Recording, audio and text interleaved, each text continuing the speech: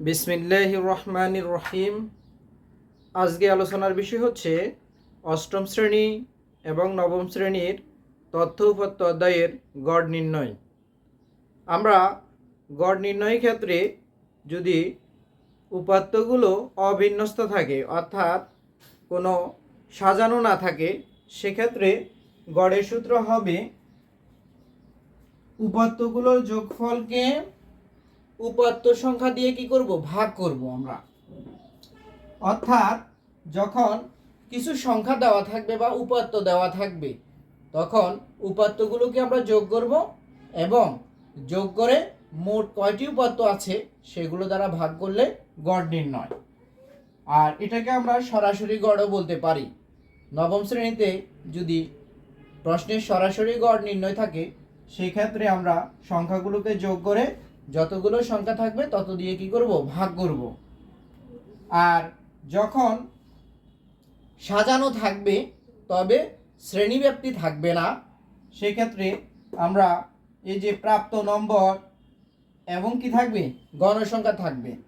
এখানে প্রাপ্ত নম্বরও থাকতে পারে অথবা দৈনিক আয়, দৈনিক ব্যয়, দৈনিক সঞ্চয়, তাছাড়া আমরা দৈনিক মজুরি এগুলোকে এক্স আয় ধরে নেব।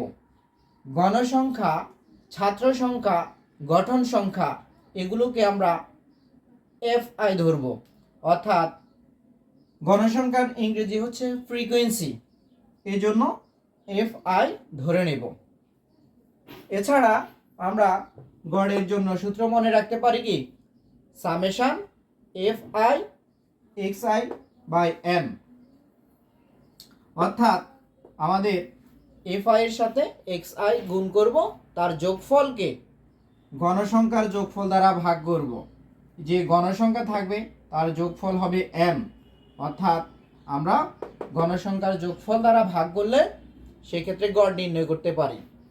তাহলে আমাদের আলোচ্য বিষয়ের মধ্যে গড় হচ্ছে, সরাসরি গড় হচ্ছে উপাত্তগুলোর যোগফলকে মোট উপাত্ত দ্বারা কি করব, ভাগ করব। যেমন এখানে আছে 10, 30, 15, 5, 6, 4, 5, 2। তো এই সংখ্যাগুলো যদি গড় নির্ণয় থাকে, সেক্ষেত্রে লিখব প্রথমে উপাত্তগুলোর যোগফল নির্ণয় করব। আর এখানে উপাত্ত আছে মোট 9টি, তাহলে যোগফলকে 9 দিয়ে ভাগ করলে আমরা 9 পাচ্ছি। এটা হচ্ছে সরাসরি গড় অথবা অবিন্যস্ত তথ্যের গড়। এবার গণসংখ্যা যদি দেওয়া থাকে, সেক্ষেত্রে আমাদের এখানে দুইটি তথ্য দেওয়া থাকবে। গণসংখ্যা এখানে কি, আর প্রাপ্ত নম্বর অথবা দৈনিক আয়, দৈনিক ব্যয় দেওয়া থাকবে। সেক্ষেত্রে আমরা দৈনিক আয় অথবা দৈনিক ব্যয়কে, প্রাপ্ত নম্বরকে এক্স আই ধরে নেব। আর গণসংখ্যা এফ আই আর এগুলোর গুণফল হবে এফ আই এক্স আই। উপরে লিখব গড় নির্ণয়ের সারণী। লিখে আমাদের যেহেতু এখানে দুইটি কলাম দেওয়া আছে, কলাম হবে 3টি, অর্থাৎ পাশের দিকে গড় হবে কয়টি, 3টি।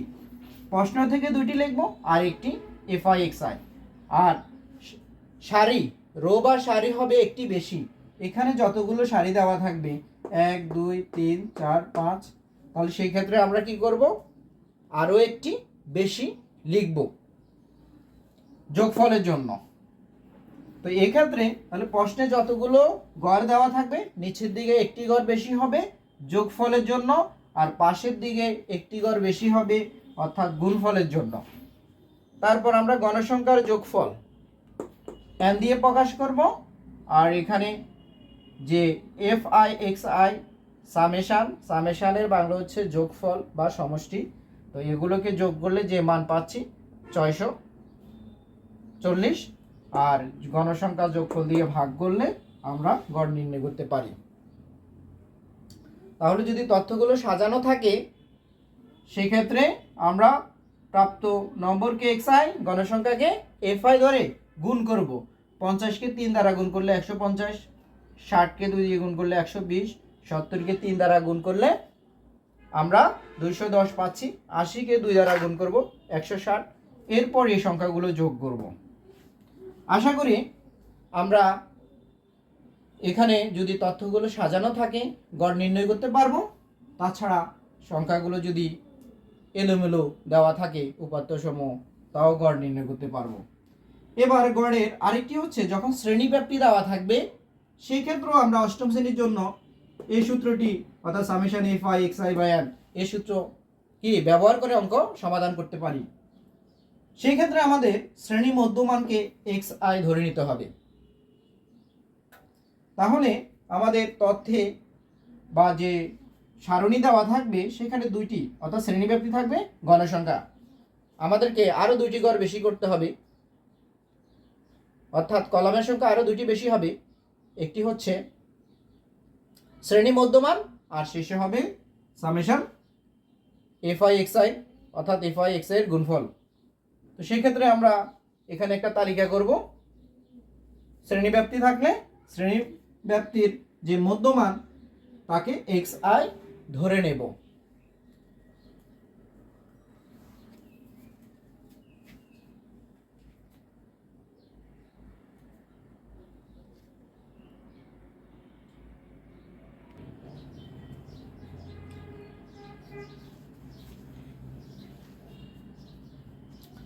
কোনো প্রশ্নে যখন শ্রেণীব্যাপ্তি দেওয়া থাকবে এবং গণসংখ্যা দেওয়া থাকবে সেই ক্ষেত্রে গড় নির্ণয়ের জন্য আমরা শ্রেণীব্যাপ্তির মধ্যমান নির্ণয় করব বা মধ্যবিন্দু নির্ণয় করব, তাকে এক্স আই ধরে নেব। যেমন গড় নির্ণয় সারণী লিখব, শ্রেণীব্যাপ্তি দেখে দেখে লিখব, তারপর শ্রেণী মধ্যমান যাকে এক্স আই ধরে নেব এবং গণসংখ্যা এফ আই ধরে নেব, আর শেষে হবে F I into x I.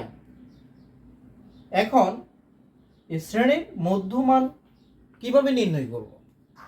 কোন শ্রেণীর উচ্চ সীমা এবং নিম্ন সীমার যোগফলকে 2 দ্বারা ভাগ করলে শ্রেণী মধ্যমান পাওয়া যায়। তাহলে উচ্চ সীমা হচ্ছে 20, নিম্ন সীমা হচ্ছে 10, যোগ করলে হবে 30, 30কে 2 দ্বারা ভাগ করলে 15। তেমনি 30-এর সাথে 20 যোগ করলে হয় 50, 50কে 2 দ্বারা ভাগ করলে হবে 25। 40-এর সাথে 30 যোগ করলে 70, 2 দ্বারা ভাগ করলে হবে 35। 50 আর 40-এ যোগ করলে হবে 90, 2 দ্বারা ভাগ করলে হবে 45। এখন আমরা একটি মধ্যমান নির্ণয় করে পরবর্তীতে শ্রেণী ব্যাপ্তিগুলো যোগ করে করে কি করতে পারি? মধ্যমান নির্ণয় করতে পারি। তাহলে আমাদের কি কম সময় লাগবে মধ্যমান নির্ণয় করতে। কিভাবে? যেমন 20-এর সাথে 10 যোগ করলে 30, 30কে 2 দ্বারা ভাগ করলে হবে 15। পরবর্তীগুলো আমরা যোগ করে করব না। ব্যবধান কত আছে? যেমন 30 থেকে 20 বিয়োগ করলে 10, অথবা 20 থেকে 10 বিয়োগ করলে 10, অর্থাৎ শ্রেণী ব্যাপ্তি বা ব্যবধান হচ্ছে 10। তাহলে এই 15-এর সাথে 10 যোগ করলে 25, 25-এর সাথে 10 যোগ করলে 35, 35-এর সাথে 10 যোগ করলে 45। এভাবে আমরা শ্রেণী মধ্যমান নির্ণয় করতে পারি। তাহলে শ্রেণী ব্যাপ্তি 2 প্রকার, একটা হচ্ছে অন্তর্ভুক্ত আর একটা হচ্ছে কি বহির্ভূত। সেজন্য আমরা যে কোনো শ্রেণীর উচ্চ সীমা থেকে এর আগের শ্রেণীর উচ্চ সীমার বিয়োগফল হবে শ্রেণী ব্যাপ্তি অথবা ব্যবধান। যেমন 30 থেকে 20 বিয়োগ করলে হবে 10, অথবা কোনো একটি শ্রেণীর নিম্ন সীমা থেকে এর আগের শ্রেণী অথবা পরের শ্রেণীর নিম্ন সীমার বিয়োগফল হবে শ্রেণী ব্যাপ্তি অথবা ব্যবধান। যেমন 20 থেকে 10 বিয়োগ করলে 10। তাহলে আমরা শ্রেণী মধ্যমান আশা করি পারব। এরপর আমরা শ্রেণী মধ্যমানকে এক্স আই এবং গণসংখ্যাকে এফ আই দ্বারা প্রকাশ করলাম এবং গুণ করে এখানে বসাবো। 15-এর সাথে 3 গুণ করলে 45, 25-এর সাথে 2 গুণ করলে হবে 50, 35-এর সাথে 3 গুণ করলে হবে 105, আর 45-এর সাথে 2 গুণ করলে 90। এরপর এগুলো যোগ করব, summation F I X I করার পর এই সামেশন এফ আই এক্স আইকে এন দ্বারা ভাগ করব, যা আমরা বলেছি যে গড় নির্ণয়ের যদি তথ্যগুলো সাজানো থাকে summation F I X I ভাগ এম। সেক্ষেত্রে শ্রেণী মধ্যমানকে এক্স আই, প্রাপ্ত নম্বর, দৈনিক আয়, দৈনিক ব্যয় অথবা সঞ্চয়, মজুরি, এগুলোকে আমরা এক্স আই দিয়েও প্রকাশ করব।